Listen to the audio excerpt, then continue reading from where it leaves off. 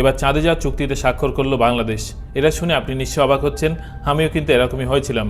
কারণ যে দেশের 20 থেকে 25% মানুষ মনে করে যে মানুষ কখনো চাঁদে যায়নি বা চাঁদের আশেপাশের এলাকাতেও যায়নি, সেই দেশের সরকার এবার সেখানেই স্বাক্ষর করলো। দেখুন, এবার আমরা সরাসরি নাসার ফেসবুক পেজে চলে এসেছি। এখানে 62খানা দেশের পতাকা দেখতে পাচ্ছেন, তার মধ্যে এই যে বাংলাদেশ দেখতে পাচ্ছেন। চলুন আমরা সরাসরি নাসার ওয়েবসাইট থেকে বিষয়টা বুঝে নিই এবং দেখে নিই যে কী কেস।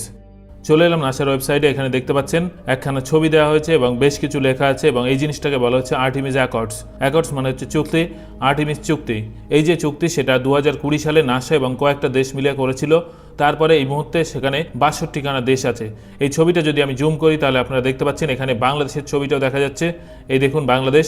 তো বাংলাদেশ কিন্তু এই চুক্তিতে স্বাক্ষর করেছে। এখন এই চুক্তিটা করে কী লাভ আর কেনই বা এই আর্টেমিস অ্যাকর্ডসটা করা হলো? এই চুক্তিটা করার কয়েকটা উদ্দেশ্য আছে। তার মধ্যে প্রথমে হচ্ছে শান্তি বজায় রাখা, অর্থাৎ মহাকাশ নিয়ে কেউ কখনো ঝামেলা করবে না এই দেশগুলোর মধ্যে, তারা শান্তিতে কাজ করবে। 2 নম্বর হচ্ছে পরস্পরকে সাহায্য করা, যদি কখনো কোনো মহাকাশচারী আকাশে আটকে যায় তাহলে তাকে সঠিকভাবে উদ্ধার করতে সাহায্য করা। 3 নম্বর হচ্ছে তথ্য জানানো, যদি কোনো দেশ নতুন কোনো তথ্য মহাকাশ থেকে পায়, মানে এই 62খানা দেশের মধ্যে, তাহলে সেই নতুন তথ্যটা পরস্পরকে আদান প্রদান করবে।